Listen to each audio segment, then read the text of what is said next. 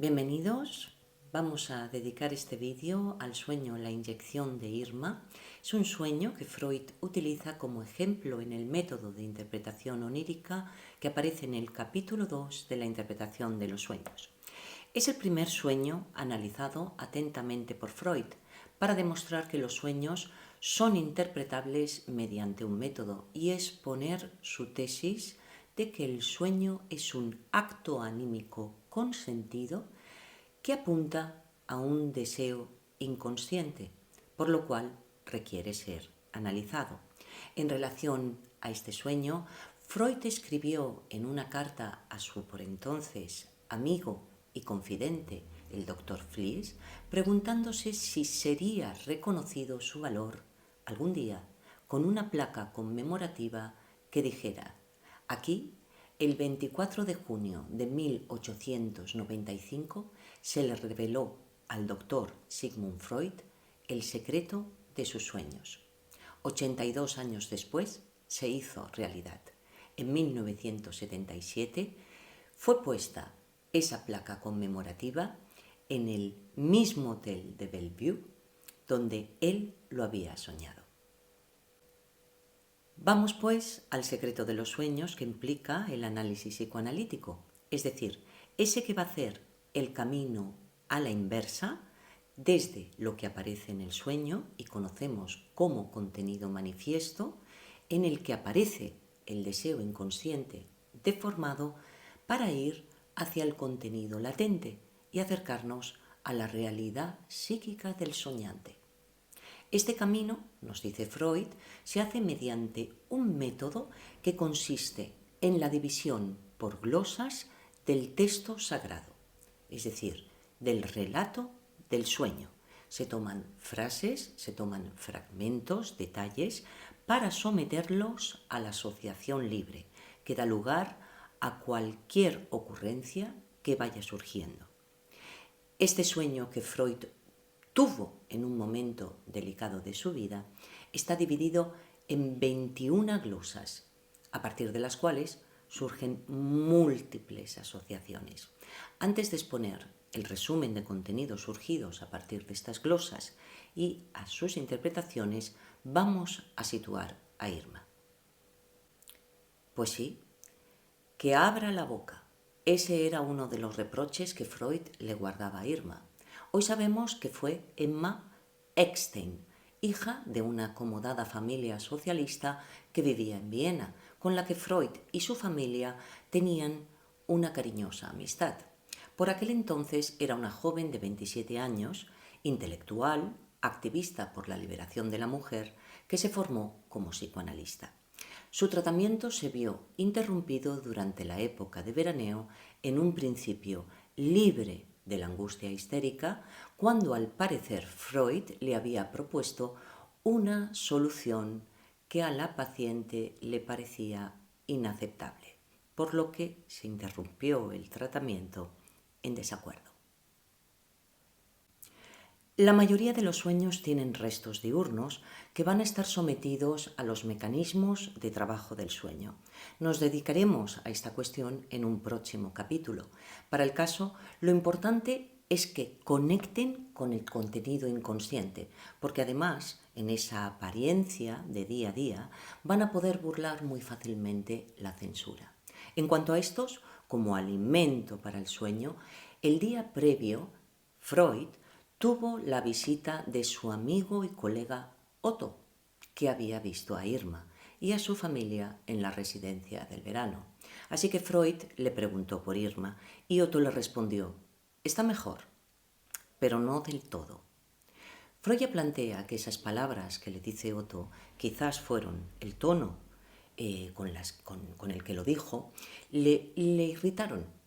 Creyó ver el reproche por prometer demasiado a la paciente e interpretó que Otto estaba en contra suya por influencia de la familia, que no era partidaria del tratamiento, con razón o sin ella, añade. Así que tenemos a un Freud irritado que esa misma tarde va a redactar el historial clínico de Irma, sabe que como justificación para enviárselo al doctor M, que era el doctor Breuer, y por la mañana escribió el sueño que tuvo durante la noche.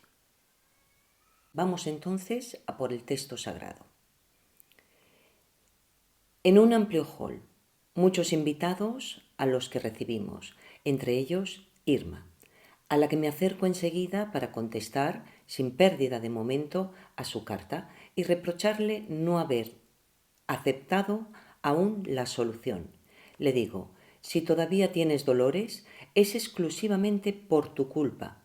Ella responde, si supieras qué dolores siento ahora en la garganta, el vientre y el estómago, siento una opresión, asustado, la contemplo atentamente.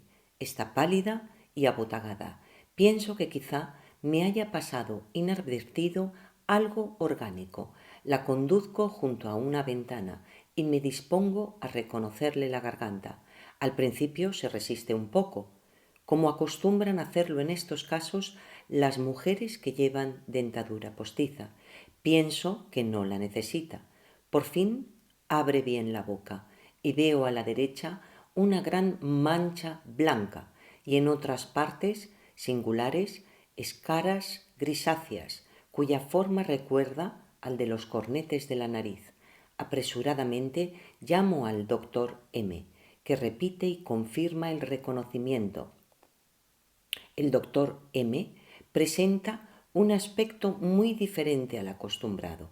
Está pálido, cojea y se ha afeitado la barba. Mi amigo Otto se halla ahora a su lado y mi amigo Leopoldo percute a Irma por encima de la blusa y dice, tiene una zona de macidez abajo, a la izquierda, y una parte de la piel infiltrada en el hombro izquierdo, cosa que yo siento como él, a pesar del vestido. Me dice, no cabe duda, es una infección, pero no hay cuidado. Sobrevendrá una disentería y se eliminará el veneno. Sabemos también inmediatamente de qué procede la infección. Nuestro amigo Otto ha puesto recientemente a Irma, una vez que se sintió mal, una inyección con un preparado a base de propilena, ácido propiónico, trimetilamina, cuya fórmula veo impresa en gruesos caracteres. No se ponen inyecciones de este género tan ligeramente. Probablemente estaría de más sucia la jeringuilla.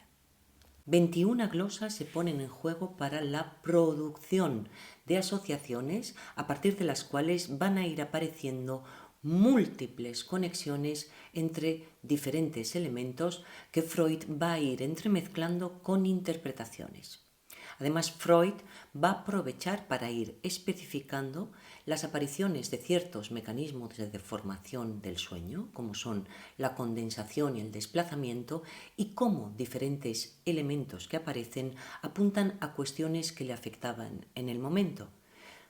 Una necesidad de desculpabilizarse ligada a la responsabilidad como médico, que ya podemos ver en el enlace diurno con Otto.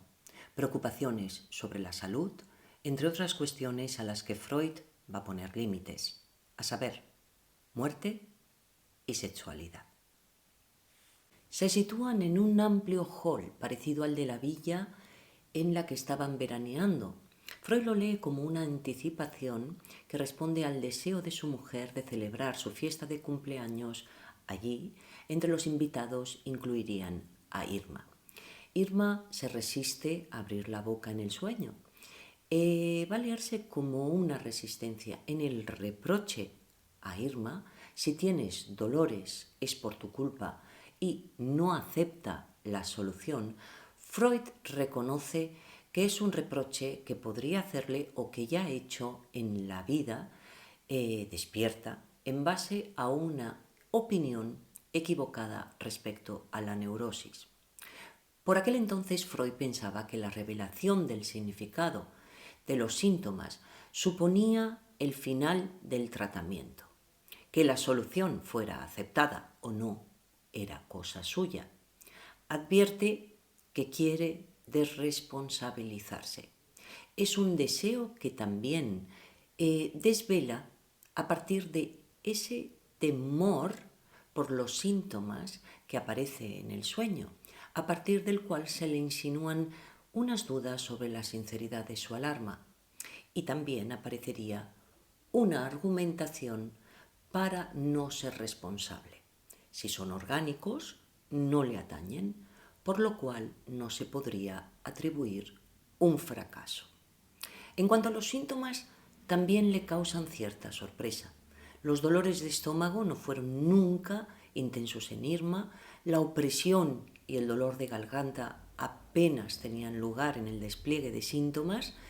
Tampoco la palidez corresponde a Irma, que presenta siempre una rosada coloración. Freud va a sospechar una superposición de una tercera persona, que en este caso sería un desplazamiento. Van a ser 3 mujeres en Irma. Primero va a recordar el reconocimiento de garganta que le hizo a una institutriz que tenía una juvenil belleza y que al abrir la boca intentó ocultar que llevaba una dentadura postiza para su sorpresa y que también aparece en el sueño. La actitud de Irma junto a la ventana le recuerda a otra mujer amiga de Irma que tiene más alta estimación, viene a sustituirla. Le parece más simpática e inteligente y alberga la esperanza de someterla a tratamiento. También relaciona esta mujer amiga de Irma con por fin abre bien la boca, dado que piensa que relataría con más sinceridad y menor resistencia que Irma. Esta amiga aparecerá de una manera recurrente en diferentes asociaciones. La palidez y el apocatamiento junto a los dolores de estómago lo relaciona con su mujer, aunque en este caso no desea someterla a tratamiento porque no la considera el ideal de paciente. A partir de ese momento, el que abre la boca y se ve la garganta, Lacan va a destacar la valentía, las agallas de Freud en ese momento angustiante que podría resultar muy fácilmente en el despertar del soñante. Pongámonos en situación. Mira un gran agujero negro, una mancha blanca y unos cornetes nasales con escaras. Freud va a continuar soñando. A partir de ese momento se plantea desde la lectura lacaniana una descomposición del yo de Freud. A partir de aquí nos va a decir, va a hablar un más allá de ese yo. Hay cuestiones que pueden relacionarse con lo preconsciente en la primera parte y en esta segunda que se abre a partir de la garganta surge la revelación del inconsciente. Los personajes van a ser hablados. Aparece la sexualidad y la muerte. Voy a por Lacan.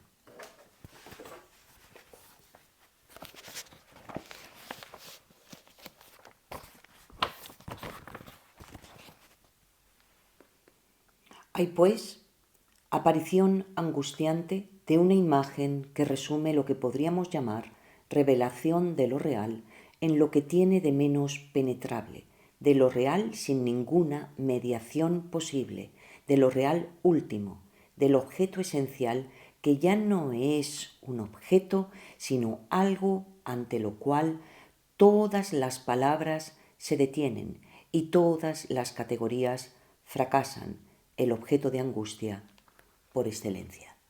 Freud va a relacionarlo con la enfermedad de su hija mayor, Matilde, transcurrida 2 años antes y que junto a apresuradamente llamo al doctor M, el doctor Breuer, le evoca el triste recuerdo de una prescripción de una sustancia sulfonal, se recetaban entonces como sedantes y se pensaba que eran inocuos, que provocó una grave intoxicación en una paciente que se llamaba Matilde, también como su hija. Esta murió.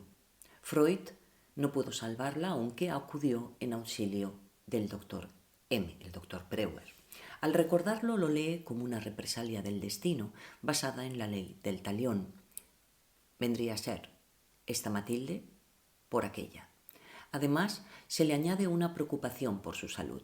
Por aquel entonces, Freud tomaba cocaína para aliviar su rinitis y además la prescribía para estos casos, lo cual le llevó reproches severos. Ese mismo año, además, murió un querido amigo suyo que apresuró su fin por el abuso de este medio que él le había recomendado para dejar la morfina. Freud va a ir apuntando a una necesidad de liberarse de la culpa y a cierta venganza. En el doctor M, el doctor Breuer, vemos un ejemplo de condensación, dado que tiene algunos rasgos de su hermano mayor. Con los dos se sentía irritado porque ambos habían rechazado una proposición que recientemente les había hecho. También va a tener ocasión de ridiculizarlos en el sueño. Como en el cuento del caldero, Freud retoma los argumentos carentes de sentido lógico, en tanto se contradicen los unos a los otros para exculparse de los dolores de Irma. Por una parte, Irma no acepta su solución. Por otra parte, los dolores son de origen orgánico. También se explican por la viudez, cuestión que tiene que ver con la trimetilamina, y veremos ahora. Además, son provocados por la inyección de Otto, una solución inadecuada inyectada con una jeringuilla sucia. En este cuento del caldero, las explicaciones tampoco concuerdan entre sí. Alguien ha dejado su caldero en buenas condiciones y cuando se lo devuelven está roto. Entonces pide explicaciones y le responden: estaba intacto cuando te lo devolví. Bueno, agujereado cuando me lo prestaste y además jamás te lo pedí prestado. En el sueño ve la fórmula química de esa sustancia en gruesos caracteres que resaltan su importancia. Es muy llamativa y llama la atención de Freud, que la va a leer como una condensación en tanto alude a la acumulación de cosas harto significativas que están en relación con la jeringuilla, con la muerte, con la sexualidad, que Lacan también va a destacar por esa cuestión simbólica en juego.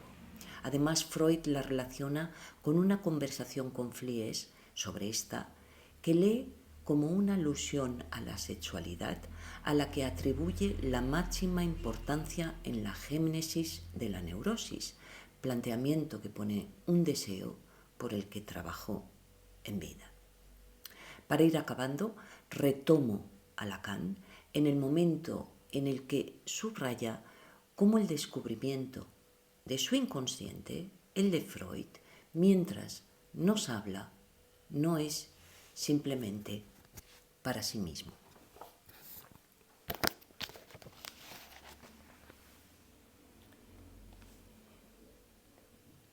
Dice algo que es al mismo tiempo él y ya no lo es. Entonces pasa a hablar en la piel de Freud. Soy aquel que quiere ser perdonado por haber osado empezar a curar a estos enfermos, a quienes hasta hoy no se quería comprender y se desechaba curar. Soy aquel que quiere ser perdonado por esto. Soy aquel que no quiere ser culpable de ello, porque siempre es ser culpable transgredir un límite hasta entonces impuesto a la actividad humana. No quiero ser eso. En mi lugar están todos los demás. No soy allí sino el representante de ese vasto, vago movimiento que es la búsqueda de la verdad, en la cual yo, por mi parte, me borro. Ya no soy nada. Mi ambición fue superior a mí. La jeringa estaba sucia, no cabe duda, y precisamente en la medida en que lo he deseado en demasía, en que he participado en esa acción y quise ser yo el creador, no soy el creador. El creador es alguien superior a mí. Es mi inconsciente. Esa palabra que habla en mí, más allá de mí. Este, nos dice, es el sentido del sueño. Espero que hayáis disfrutado. Hasta la próxima.